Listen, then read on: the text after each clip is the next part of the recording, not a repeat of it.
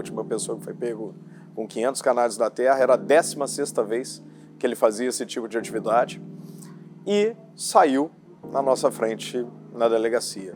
Então a lei de crimes ambientais precisa mudar, a gente precisa realmente deixar claro que o Brasil não aceita a caça, 93% da população brasileira é contra a caça. Tive a honra de participar das ações que hoje evitaram que a gente tenha animais em circo no Brasil. Então mudar a realidade é possível. Meu nome é Roberto Cabral, sou candidato a deputado federal. A minha trajetória começa por gostar de animais, gostar de meio ambiente. Desde criança eu pensava inicialmente em ser médico veterinário. Na adolescência vi que biólogo tinha mais a ver com espécie silvestre, fui fazer biologia.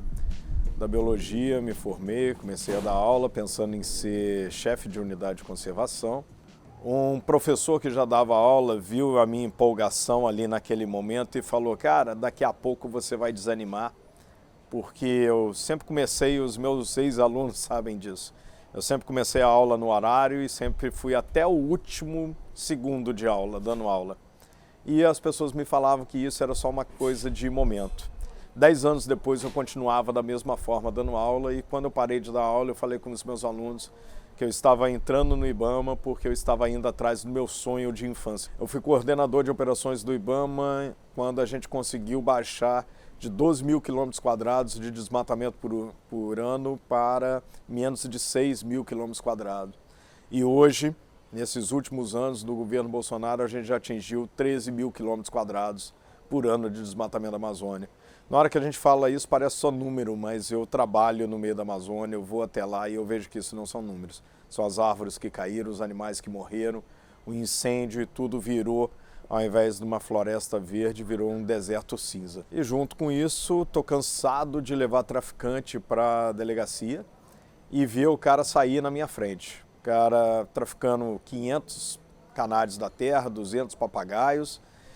A gente consegue identificar quem é, consegue fazer uma campana, chegar até o cara, prendê-lo, levar para a delegacia e ele sai. Isso não é uma ou duas vezes. São inúmeras vezes. Infelizmente, comecei a perceber, principalmente nos últimos anos, que as leis que eu utilizava para proteger a Amazônia, os animais, combater caçadores, as próprias leis estavam em risco. E aí eu comecei a observar que não adiantaria nada continuar como agente ambiental federal, lutando contra o desmatamento, o garimpo, o tráfico, se as leis fossem mudadas e o que hoje é crime deixasse de ser. Aqui no Brasil, recentemente, uma pessoa como referência, o Bruno Pereira, que foi assassinado porque ele tinha uma política, ele tinha uma vida de luta em defesa dos povos indígenas. Ele, na verdade, nos passou diversas informações e nos auxiliou numa operação que foi realizada lá no Vale do Javari. Eu tive a honra de participar dessa operação, onde a gente combateu os garimpeiros e, em razão justamente dessa operação, ele acabou sendo assassinado.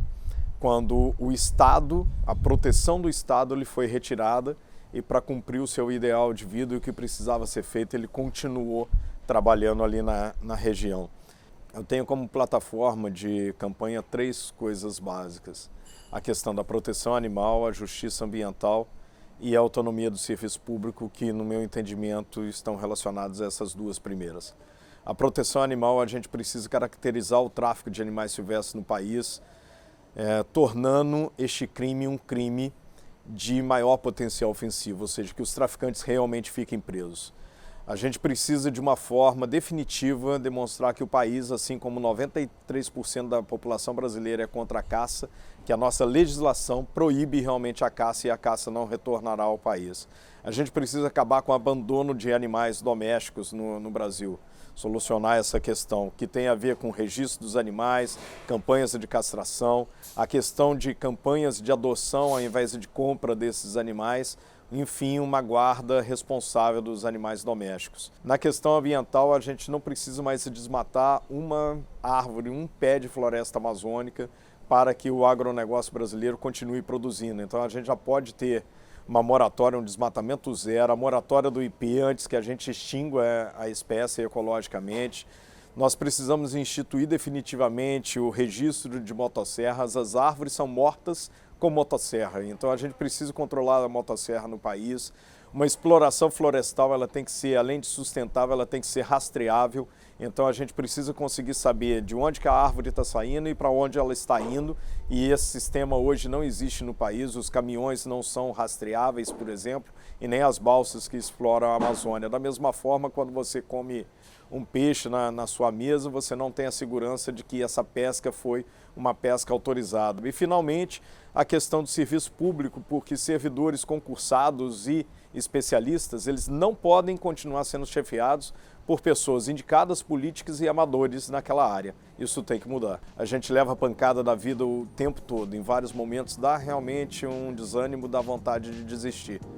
Mas aí eu me pergunto, você vai conseguir não se indignar com o desmatamento na Amazônia, ao ver um cavalo puxando uma carroça e sendo submetido a uma situação que ele vai perder as forças e morrer? Um animal sendo morto por um rifle, por alguém que está se divertindo em matá-lo? O fogo no Pantanal? Eu não consigo não me indignar com isso. E se eu não consigo não me indignar com isso, eu tenho que fazer alguma coisa. E não só eu tenho que fazer alguma coisa, mas todo mundo tem que fazer a sua parte.